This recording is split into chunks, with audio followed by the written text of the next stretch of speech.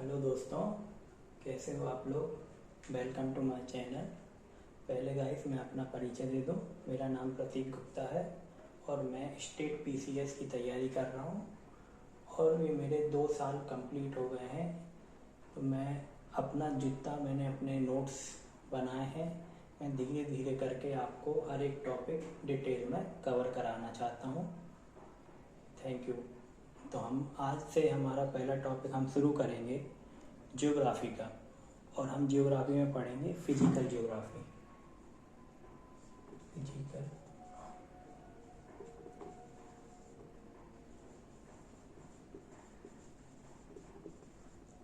Guys, physical geography पढ़ने का हमारा मेन रीज़न ये है, जब तक हम अपने अर्थ की, पृथ्वी की हम संरचना, उसका स्ट्रक्चर नहीं समझ लेंगे तो हम कोई भी जगह पे आगे, जैसे आप एग्रीकल्चर पढ़ेंगे, कौन कौन सी कृषि हम किस स्थान पर बो सकते हैं, लगा सकते हैं, तो वो हम नहीं समझ पाएंगे। हमारी पृथ्वी कैसे वर्क करती है, कैसे बनी है, वो पहले हमको समझना बहुत इम्पोर्टेंट है। इसलिए हम जब भी आप ज्योग्राफी पढ़ें तो फिजिकल स्ट्रक्चर, मेरे भी जो सर थे उनने मेरे को पहले यही बताया कि पहले फिजिकल पढ़ना चाहिए। तो सर गाइस, हम फिजिकल में सबसे पहले हम पढ़ेंगे कि अर्थ का structure, structure of earth, structures पढ़ लेंगे। देखिए, ये एक दूसरे से लिंक है। जब तक आप स्ट्रक्चर ऑफ अर्थ नहीं समझेंगे, उसका इंटीरियर पार्ट नहीं समझेंगे कि अंदर क्या चल रहा है अर्थ के, तो आपको ये समझ में नहीं आएगा कि रॉक्स कैसे बन रही हैं। अगर आप रॉक समझ गए तो आप ये समझ सकते हैं कि फिर सॉइल, मिट्टी हमारी कैसी बनी है, सॉइल समझ जाएंगे दोस्तों, तो उसके बाद आप एग्रीकल्चर लगा पाएंगे, वहाँ पर एग्रीकल्चर कर पाएंगे कि वहाँ की मिट्टी अगर आप समझ गए तो वहाँ पर किस टाइप की आप फसल बो सकते हैं। ठीक है। दूसरा, जब ये आप पूरा समझ जाएंगे तो उसके बाद हम आगे आपको मानसून वाला पार्ट जो होता है, क्लाउड कैसे बनते हैं अर्थ में, वो सब हम डिस्कस करेंगे। ठीक है। तो हम पहले गाइस शुरू करेंगे इंटीरियर ऑफ अर्थ से। तो दोस्तों, पहली वीडियो है, पहली बार मैं यूट्यूब पे कोई वीडियो बना रहा हूँ। अगर कोई मिस्टेक हो जाए तो छोटा भाई या बड़ा भाई समझकर क्षमा करना। तो हम पहला टॉपिक लिखेंगे इंटीरियर ऑफ अर्थ, मतलब पृथ्वी का आंतरिक भाग। तो गाइस, अपन बहुत डिटेल में समझेंगे कि आपको एक बार पढ़ने के बाद समझ में आएगा। तो देखिए गाइस, आप जब भी एनसीईआरटी पढ़ेंगे या फिर कोई भी सर आपको जब भी पढ़ाएंगे तो आपको मालूम है, हम बचपन से सुनते हैं कि पृथ्वी 3 टाइप में डिवाइड है। जो ऊपर का सॉलिड पार्ट है उसको अपन बोल देते हैं क्रस्ट, उसके बाद का पार्ट अपन बोल देते हैं मेंटल, ठीक है, और उसके पार्ट को बोलते हैं अपन कोर। हिंदी मीडियम में भी इसको बोलेंगे भूप्रपाटी, इसको बोलेंगे भूप्रभार या मेंटल, और इसको बोलते हैं क्रोड। तो ये जो अलग अलग डिवाइड किया गया है, ये अपन ने किस एविडेंस के थ्रू किया? एविडेंस, तो इसलिए अपन को सबसे पहले एविडेंस पता होना चाहिए। जब भी आप इंटीरियर पढ़ोगे तो सबसे पहले अपन को अर्थ का एविडेंस पता होना चाहिए। तो गाइस, पहले हम एविडेंस देखते हैं। देखिए, एविडेंस के बारे में देखते हैं। तो एविडेंस में अपन 2 टाइप में एविडेंस देख लेंगे। एक तो हमको दिख रहा है कि डायरेक्ट कुछ होंगे एविडेंस, और एक होगा इनडायरेक्ट। ठीक है। डायरेक्ट में जैसे आप वोल्केनो देखते हैं, ठीक है, ज्वालामुखी जो निकल रहे हैं, अर्थक्वेक निकल रहे हैं, अर्थक्वेक बन रहे हैं, तो आपको ये वोल्केनो से कैसे पता चल रहा है कि अंदर क्या है? देखिए, वोल्केनो से अपन को मालूम है लावा तो निकल रहा है, तो इसका मतलब लावा कैसा होता है? लिक्विड फॉर्म में, और उसका टेम्परेचर हाई होता है, मतलब गर्म होता तो हाई होगा, वार्म होगा। तो अपन को एक चीज़ तो समझ में आ रही है कि पृथ्वी के अंदर कुछ ना कुछ तो है जो गर्म है, टेम्परेचर हाई है पृथ्वी के अंदर जाने पे, जैसे आप जाएंगे। तो एक एविडेंस तो ये समझ में आ रहा है। दूसरा, अर्थक्वेक से कैसे समझ में आएगा? तो गाइस आपको मालूम है सीस्मोग्राफ क्या करता है? सीस्मोग्राफ क्या करेगा? सीस्मोग्राफ रीडिंग लेता है किस चीज़ की? जहाँ पे भी अर्थक्वेक आते हैं। तो मान के चलिए आपने यहाँ पर सीस्मोग्राफ लगा दिया इस एरिया में, ठीक है, इस एरिया में, पृथ्वी के हर एरिया में आपने सीस्मोग्राफ लगा दिए। तो जैसे मान के लिए यहाँ झटका आया, तो अब आपने ये देखा कि यहाँ झटका आया, तो यहाँ का सीस्मोग्राफ तो इसको रीड कर लेगा, क्योंकि जो सीस्मिक वेव्स होती हैं, मतलब अर्थक्वेक वेव, भूकंपी तरंगें, वो पृथ्वी में हर जगह विचरण करती हैं, ठीक है। लेकिन अपन को ये वाला सीस्मोग्राफ अपन को ज़्यादा रीडिंग देगा कंपेयर टू ये वाला लास्ट वाले सीस्मोग्राफ से, रीडिंग तो देगा। तो अपन सीस्मोग्राफ वेव्स की रीडिंग से भी पता कर लेते हैं कि अंदर कौन सा मटेरियल है। जैसे मान के चलिए आप जानते हैं क्रोड का जो अंदर वाला पार्ट है वो सॉलिड है, और जो आउटर वाला पार्ट होता है वो लिक्विड होता है। तो सीस्मोग्राफ की जो रीडिंग है, अगर इसमें से पास होकर नहीं गई तो अपन ये समझ जाएंगे कि अंदर का पार्ट लिक्विड है। देखिए अभी आपको समझ में नहीं आया, हम पहले आपको क्रस्ट, मेंटल और क्रोड के बारे में बता देते हैं, ठीक है। तो 6th क्लास की NCERT का पहला ही चैप्टर, उसमें लिखा ही है कि जो क्रस्ट होता है, क्रस्ट मतलब ऊपर का जो सॉलिड पार्ट होता है वो 34 किलोमीटर तक होता है, ठीक है। और आपने 2 वर्ड और पढ़े होंगे, लिथोस्फीयर। लिथोस्फीयर का मतलब, लिथो का मतलब होता है जो हार्ड चीज़ है, मतलब स्थलमंडल। स्थलमंडल होता है पृथ्वी का 0 से लेके 100 या 200 किलोमीटर तक, ठीक है। तो लिथोस्फीयर में क्या जाएगा, अपना क्रस्ट 34 किलोमीटर तक आ जाएगा, थोड़ी और उसमें थोड़ा और आ जाएगा, ठीक है, यानी 100 किलोमीटर तक इतना पार्ट अपना हो जाएगा लिथोस्फीयर का, ठीक है, लिथोस्फीयर का। अब इसके नीचे का जो पार्ट होगा, ठीक है, मतलब 2900 किलोमीटर तक का वो होगा मेंटल, ठीक है। अब पहले अपन 2 चीज़ें पढ़ लेते हैं, क्रस्ट, मेंटल, फिर कोड के बारे में चर्चा करेंगे। तो हेडिंग डालो पहले क्रस्ट। पहले क्रस्ट समझना चाहिए कि अपने यहाँ पृथ्वी का जो ऊपर का पार्ट है क्रस्ट, वो कैसा है, ठीक है।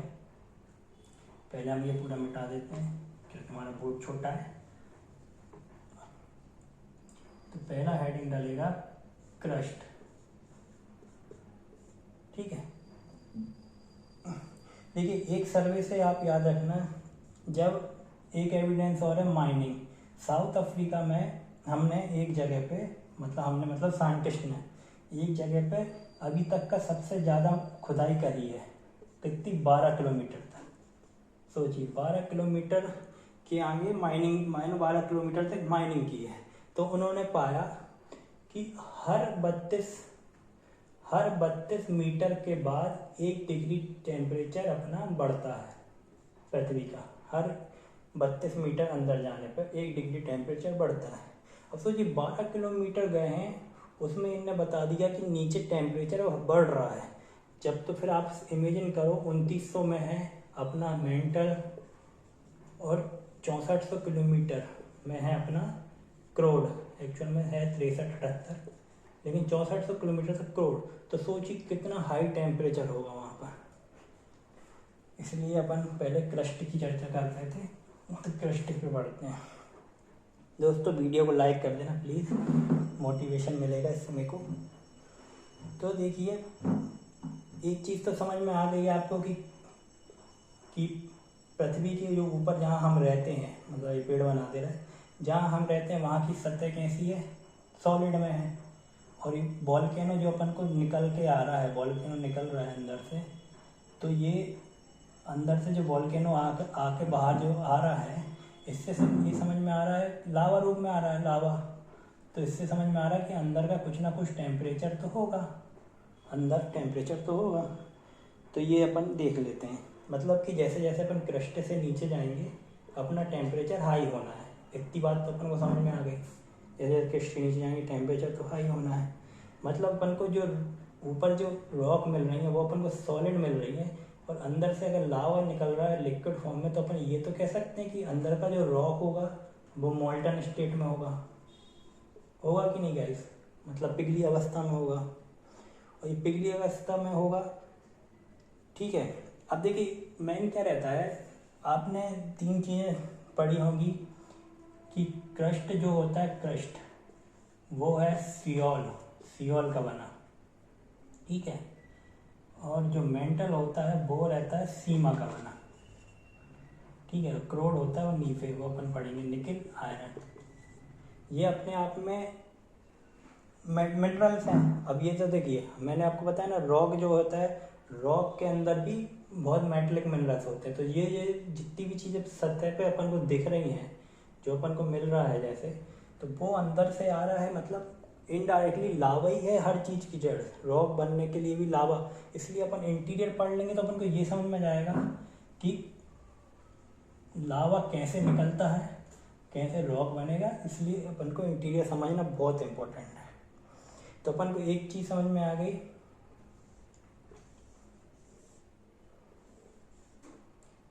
ये जो है सॉलिड है क्या, क्रस्ट, और नीचे का पार्ट है मोल्टन स्टेट में, या फिर इसको सेमी सॉलिड बोलो, सेमी सॉलिड, ठीक है, सेमी सॉलिड बोलो।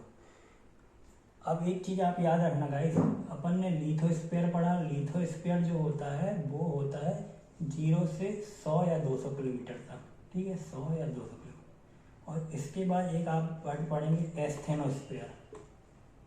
एस्थेनोस्फीयर, ये होगा आपका 100 से लेके या 200 से लेके 700 किलोमीटर, एनसीईआरटी में 400 लिखा है लेकिन 700 किलोमीटर भी है, ठीक है, कई कई बुक में 700 लिखा है।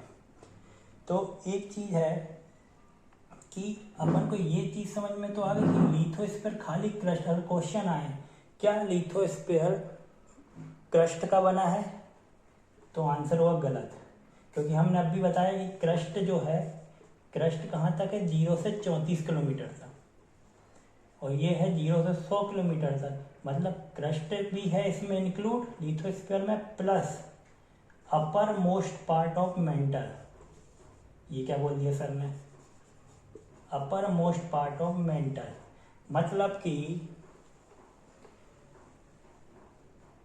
कि जे हो गया अपना 0 से 34 किलोमीटर क्रस्ट जो कि सॉलिड में है, यहाँ से अपना स्टार्ट हो जाता है मेंटल, ठीक है। अब ये अपना और ले लो थोड़ा सा 100 किलोमीटर, तो ये मिलके बनता है लिथोस्फीयर, और मेंटल का ये है 2900 किलोमीटर, मतलब 2900 किलोमीटर तक अपना मेंटल है।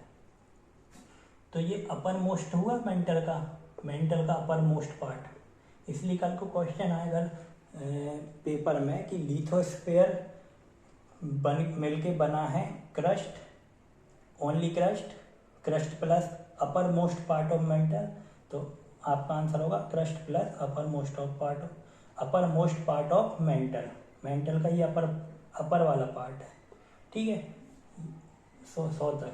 अब देखिए अपन ने क्या पढ़ा, 100 से लेके या 200 से लेके 700 तक एस्थेनोस्फीयर कहलाता है, मतलब कि 2900, 700 कितना होगा, मतलब लगभग इतना हो गया 700। तो ये जो पार्ट है ये होता है एस्थेनोस्फीयर, इसको हिंदी में बोलेंगे दुर्बलता मंडल है, ठीक है, दुर्बलता मंडल इतनी की समझ में आई, दुर्बलता मंडल। अब देखिए इसकी कौन सी स्टेट होगी, ये तो अपन को मालूम है सॉलिड स्टेट में है, और अपन को मालूम है नीचे से क्या आ रहा है, लावा, जो कि लिक्विड फॉर्म में है, मतलब अंदर कुछ ना कुछ सॉलिड ऊपर आके जम रहा है। तो ये जो पार्ट होता है ना गाइस, ये होता है, ये पूरी तरीके से लिक्विड में नहीं होता, आप है ना सेमी सॉलिड कहलाता है। क्यों सेमी सॉलिड, देखिए इसका रीजन है, ऊपर की सतह सॉलिड है, ठोस है ना, जहाँ हम रहते हैं, तो ये कुछ ना कुछ प्रेशर इस पे दबा रही है। और नीचे क्या है, थोड़ा मोल्टन एरिया है, यहाँ पर जो लावा रहता है ना, वो कन्वेंशन फ्लो करता है, कन्वेंशन फ्लो, ऊपर से प्रेशर तो लग ही रहा है। अब कोई चीज़ आप लिक्विड है, लिक्विड भले ही हो, उसको आप प्रेस करोगे वो थोड़ा ना थोड़ा ऊपर की सतह उसकी सॉलिड स्टेट में रहती है, इसलिए इसको सेमी सॉलिड बोला है, दुर्बल टमाटर। अच्छा, इस स्टेनोस्फीयर को आप एक नाम और दे सकते हैं, अपन ने मेंटल को 2 पार्ट में बांट दिया, ये कहलाएगा अपर मेंटल, ये कहलाएगा लोअर मेंटल, क्योंकि मेंटल टोटल कितना है, 2900 तक है, तो 700 तक जो अपर मेंटल है इसका दूसरा नाम दिया अपन ने स्टेनोस्फीयर, ठीक है। और इसके बाद जो लोअर मेंटल है इसको बोल देंगे मीजोस्फीयर, मध्यमंडल, ठीक है। अब इतनी चीज समझ में आई, तो ये अपना स्टेट हो गया कौन सा, ये वाला हो गया सॉलिड का, ये हो गया सेमी सॉलिड, ठीक है। और जो लोअर मेंटल होता है गाइस, वो होता है सॉलिड स्टेट में, ठीक है, सॉलिड स्टेट में। अब इतनी चीज समझ में आई आपको, सॉलिड स्टेट में। अब अपन एक क्रस्ट और मेंटल दोनों चीज पढ़ा, अब अपन एक डायग्राम बना ले रहे हैं फटाक से। ये पृथ्वी है, इसका अपन थोड़ा सा पार्ट ले रहे इतना वाला, तो इसमें अपन ने पढ़ा क्रस्ट, यहाँ तक का पार्ट हो गया लिथोस्फीयर, जिसमें upper most part of mental भी आ गया, ये अपना 100 किलोमीटर तक चला गया। फिर अपन ने देखा 700 किलोमीटर, और ये देखा अपन ने 2900 किलोमीटर, तो ये पूरा हो गया मेंटल, और ये हो गया अपर मेंटल, ये हो गया लोअर मेंटल। मेंटल को 2 पार्ट में बांट दिया, अपर मेंटल कहलाएगा अपना स्टेनोस्फीयर जो कि 700 तक है, और लोअर मेंटल मीजोस्फीयर, ठीक है। इतनी चीज समझ में आ गई। अब आपको कल क्वेश्चन आ जाए, अब समझ में आ गया लिथोस्फीयर किससे मिलके बना है, तो crust plus upper most part of mental, upper mantle नहीं, अपर मेंटल का भी upper most part of mental, ठीक है। चलो इतना समझ में आ गया, ठीक है। हो पहली बार है ना, तो आदत नहीं है, अभी पढ़ रहे हैं, ठीक है। अब इनकी प्रॉपर्टी अपन थोड़ी देर में देखते हैं। अब अपन एक बार चर्चा कर लेते हैं कोर की। अच्छा एक चीज़ और बता दें आपको, अच्छा कर ही लेते हैं, चलो चर्चा ही कर लेते हैं हम।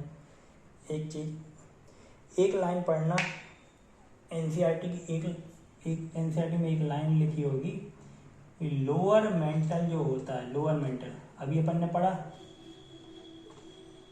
ये क्रस्ट, ये अपर मेंटल स्टेनोस्फीयर, और उसके नीचे का लोअर मेंटल, कहाँ तक, 2900 तक। तो लोअर मेंटल, ठीक है, लोअर मेंटल क्या होगा, एक लोअर मेंटल की डेफिनेशन दी है एनसीईआरटी में, बियॉन्ड द स्टेनोस्फीयर, बियॉन्ड द, वही अपन ने पढ़ा अभी, स्टेनोस्फीयर कहाँ तक है, यहाँ तक, अपर मेंटल तक है। तो लोअर मेंटल जो है बियॉन्ड द स्टेनोस्फीयर, मतलब कि दुर्बलता मंडल के परे है, बाद है जो लोअर मेंटल है। और वो किस स्टेट में होगा, वो सॉलिड स्टेट में होगा, ये याद रखिएगा, ठीक है। चलो अब अपन ने 2900 तक का अपन ने अंदर चले गए पृथ्वी के, अब अपन कोर में जाना है, लेकिन उसके पहले हम क्रस्ट के भी आपको पार्ट बता दे रहे हैं। जैसे अपन ने मेंटल के 2 पार्ट देखे, लोअर मेंटल और अपर मेंटल, वैसे ही अपन क्रस्ट के 2 पार्ट बता देते हैं, ठीक है। तो क्रस्ट गाइस, देखो आपने देखा होगा, आप जहाँ रहते हो पृथ्वी में ऐसा तो है नहीं कि जमीन ही जमीन है, जमीन ही जमीन तो है नहीं, पानी भी है। मतलब आपको बताने के लिए ये बना दे, पेड़ पहाड़, ये एरिया पहाड़। अब ऐसा तो है नहीं कि पानी जो है आपका हवा में उड़ रहा है, पानी भी तो किसी ज़मीन पर तैर रहा होगा। तो ये वाला जो पार्ट कहलाता है क्रस्ट का, इसको बोलते हैं कॉन्टिनेंटल क्रस्ट। Continental crust. और ये जो पार्ट कहलाएगा ये कहलाता ओशियन क्रस्ट। ओशियन क्रस्ट मतलब इसको हिंदी में बोलेंगे महाद्वीपीय भूपरपटी और इसको बोलेंगे महासागरीय भूपरपटी। अब इन दोनों में क्या डिफरेंस है सबसे पहले ये देख लेते हैं। तो जो महाद्वीपीय भूपरपटी है उसकी थिकनेस ऑब्वियसली है, ज़्यादा है थिकनेस, ठीक है। और जो ओशियनिक भूपरपटी है क्रस्ट जिसके ऊपर पानी है वहाँ पे भी ज़मीन है तो हवा में है, तो वो है एक्चुअल में पतली, मतलब थिक। ये है गई आपकी थिकनेस ज़्यादा, इसकी थिकनेस महासागरीय से कंपेरेटिवली कम होगी, ठीक है, एक पॉइंट। दूसरा हैवी, इसकी हैवीनेस बहुत देखते हैं। जो कॉन्टिनेंटल क्रस्ट होती है ना गाइस वो कम हैवी होती है ओशियनिक क्रस्ट से, ठीक है। एक चीज़ अपन को ये समझ में आई, ठीक है। और दूसरी चीज़ अब आपको प्रॉपर्टी दिखाई रहे हैं तो आप एक चीज़ और याद रखना, जो कॉन्टिनेंटल क्रस्ट होता है वो बना है, वो एक्चुअल में क्रस्ट अपन ने अभी तक क्या पढ़ रहे थे, क्रस्ट पूरा बना रहता है सियोल का, लेकिन ये अभी सही नहीं है गाइस। जब कॉन्टिनेंटल क्रस्ट होता है वो बना होता है सियोल का, और जो ओशियनिक क्रस्ट होता है वो सीमा का बना होता है, मतलब सिलिका मैग्नीशियम, ठीक है, सिलिका मैग्नीशियम और ये सिलिका एल्यूमिनियम। तो अब अपन ने देखो क्या बताया, ये हो गया अपना क्रस्ट, ये हो गया कॉन्टिनेंटल क्रस्ट, ये हो गया ओशियन क्रस्ट। क्रस्ट के नीचे अपन ने पढ़ा है मेंटल, और मेंटल के बाद अपन पढ़ेंगे कोर। तो कॉन्टिनेंटल क्रस्ट बना है अपना सियाल का, सिलिका एल्यूमिनियम। ओशियन क्रस्ट अपना बना है सीमा का, मेंटल भी आपको पता है बना है सीमा का, और कोर बना है अपना नीफे, निकल फेरन आयरन, निकल और आयरन का बना, ठीक है। चलो इतनी समझ में आ गई, मतलब आपको खाली ये नहीं लिखना ओशियन क्रस्ट भी सीमा का बना है जैसे आपका मेंटल बना है, ठीक है। अब अपन आ जाते हैं कोर। अपन ने मेंटल पढ़ लिया, क्रस्ट के 2 पार्ट पढ़ लिए, अब आज की क्लास का अपन लास्ट पार्ट पढ़ते हैं कोर। देखिए गाइस अपन को मालूम है, अपन ने देखा कि ये जो क्रस्ट, इसके बाद अपन ने पढ़ा 2900 तक मेंटल, 2900 के बाद जो 6400 तक अपन पढ़ेंगे, या फिर बोल लो 63-78 एक्चुअल इसकी, ठीक है, ये रहेगा कोर। कोर को भी अपन ने देखो भाई 2 पार्ट में बांटा, एक पार्ट है अपन ने आउटर कोर और एक बांटा है इनर कोर। तो आउटर कोर जो रहता है भाई वो होता है लिक्विड स्टेट में, और इनर कोर होता है सॉलिड स्टेट में। लोग जो आपको बताते हैं इसका रीजन क्यों होता है। देखिएगा जो इनर कोर है पृथ्वी, ये अर्थ है, पृथ्वी का जो इनर कोर है वो सॉलिड स्टेट में होता है। आपको पता है ये कोर किससे बन के मिल के बना है, नीफे और आयरन, निकिल और आयरन। निकिल और आयरन जब टेम्परेचर हाई होता है, और देखिए पूरे पृथ्वी का जो प्रेशर है, पूरे पृथ्वी का प्रेशर इस पे पड़ता है, तो ये प्रेशर से वैसे ही जब इसके जो मॉलिक्यूल हैं आपस में आके बहुत हार्ड सॉलिड बना लेते हैं, और बहुत ज़रूरी भी है ये बनाना। लिक्विड में रहेगा तो पृथ्वी वैसे ही नहीं वो रह पाएगी। और जिसका जो आउटर कोर रहेगा ये लिक्विड में क्यों रहेगा, देखिए जब कोई चीज़ सॉलिड में बन गई है, हार्ड सॉलिड में, निकल आयरन मोल्ट होके प्रेशर से, पूरी पृथ्वी का प्रेशर जब एक जगह लगा तो वो क्या हो गई, हार्ड हो गई, मतलब सॉलिड हो गई। और जितना भी लिक्विड था वो कन्वेंशन फ्लो करके, कन्वेंशन मतलब संवहन, कन्वेक्शनल फ्लो करके वो चला जाएगा आउटर लेयर में, ठीक है। इसलिए जो आउटर वाला जो होता है ना पार्ट कोर का, वो होगा लिक्विड फॉर्म में और अंदर का होगा सॉलिड फॉर्म में। ठीक है सर, अब क्या बता दिया, आप बहुत कंफ्यूज कर रहे हो, रुको आपको एक बार क्लियर कर दें। अभी तक अपन ने देखा था जो क्रस्ट वाला एरिया था वो तो आपको पता ही है सॉलिड में है, जहाँ अपन रह रहे हैं, जहाँ जीव जंतु रह रहे हैं। फिर इसके नीचे एस्थेनोस्फीयर देखा था अपन ने, किस स्टेट में था, 700 तक सेमी सॉलिड में। और जो लोअर मेंटल देखा था वो अपन ने देखा था सॉलिड में।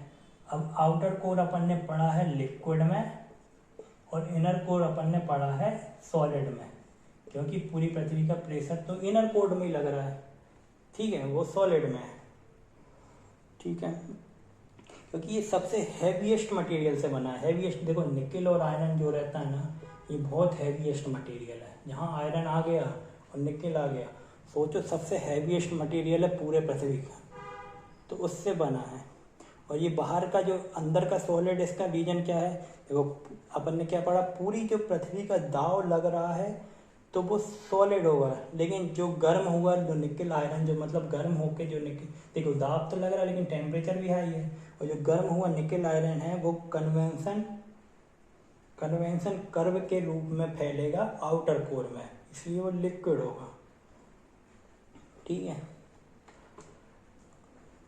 चलो भाई, अब हम सम अप कर देते हैं इन सबको एक बार, फिर अपन कल पढ़ेंगे बहुत अच्छा इंटरेस्टिंग टॉपिक। तो अपन ने क्या देखा, लिथोस्फीयर किससे मिलकर बना है, crust plus upper most part of mental का जो ऊपर का हिस्सा, ठीक है, इसको लिथोस्फीयर बोला। इसके बाद इसको हिंदी में क्या बोलेंगे, स्थल मंडल। फिर अपन देखेंगे एस्थेनोस्फीयर गाइस मिलके बना है खाली अपर मेंटल। इसको हिंदी में क्या बोलेंगे, दुर्बलता मंडल, जो कि ये सॉलिड स्टेट, इसकी स्टेट क्या होगी, सेमी सॉलिड। इसके बाद अपन ने देखा मीजोस्फीयर, मध्य मंडल,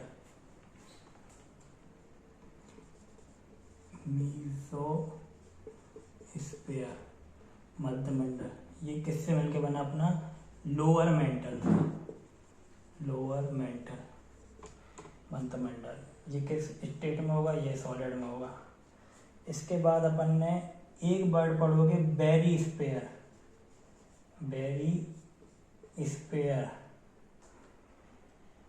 ठीक है। बेरी स्पेयर ही को अपन बोलते हैं जियोग्राफी की भाषा में कोर, बेरी स्पेयर। तो कोर अपन को पता है, अपन ने क्या कितने कोर पढ़े, आउटर कोर और एक पढ़ा इनर कोर। तो आउटर कोर अपन ने पढ़ा लिक्विड स्टेट में और इनर कोर पढ़ा अपन ने सॉलिड स्टेट में।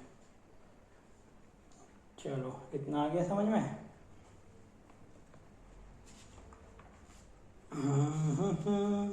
कल अपन डिसकंटिन्यूटी पढ़ेंगे। डिसकंटिन्यूटी क्या होती है, आपने एक बहुत अच्छा वर्ड सुना होगा। अभी तक अपन ने जो पढ़ा पृथ्वी का इंटीरियर, उसमें एक चीज़ तो अपन को पता चला कि पृथ्वी में अंदर जाने पर सब एक समान नहीं है, स्टेटें बदल रही हैं। पहले सॉलिड आ गया, फिर सेमी सॉलिड, फिर सॉलिड, फिर लिक्विड, फिर सॉलिड, मतलब देखो कि हर स्टेट में आपकी वो चेंज हो रही है। तो अपन इसलिए डिसकंटिन्यूटी लाइन पढ़ते हैं। कंटिन्यूटी क्या होता है, कोई भी चीज़ क्या होती है, कंटिन्यूटी का मतलब क्या है, कोई भी चीज़ लगातार होना, उसको कंटिन्यूटी बोलते हैं, ठीक है। तो डिसकंटिन्यूटी का मतलब जो लगातार नहीं हो रही। देखो लगातार कहाँ हो रही, पूरा सॉलिड थोड़ी है अंदर तक, पूरा लिक्विड थोड़ी है अंदर तक, है ना, सॉलिड। तो डिसकंटिन्यूटी, अपन डिसकंटिन्यूटी पढ़ी है, आपने पढ़ा हुआ लेहमान डिसकंटिन्यूटी, मोहो डिसकंटिन्यूटी। ये होता क्या है, ये देखो जिस वैज्ञानिक ने इसकी खोज करी है डिसकंटिन्यूटी की, उसने अपने नाम पर उसका नाम रख दिया, उस लाइन का नाम अपने नाम पर रख दिया। जैसे मोहो एक वैज्ञानिक, उसने मोहो डिसकंटिन्यूटी। तो ये अपन पढ़ेंगे कल, कि बहुत अच्छे तरीके से आपको बताएंगे कल के बारे में। आज बहुत अपन ने पढ़ लिया, ज़्यादा पढ़ोगे तो आप भूल जाओगे। तो ठीक है गाइस, आज के लिए इतना ही। आज के लिए इतना ही। सी यू टुमारो। कल मिलेंगे। लाइक कर दें वीडियो को और शेयर करें अपने दोस्तों के साथ। धन्यवाद।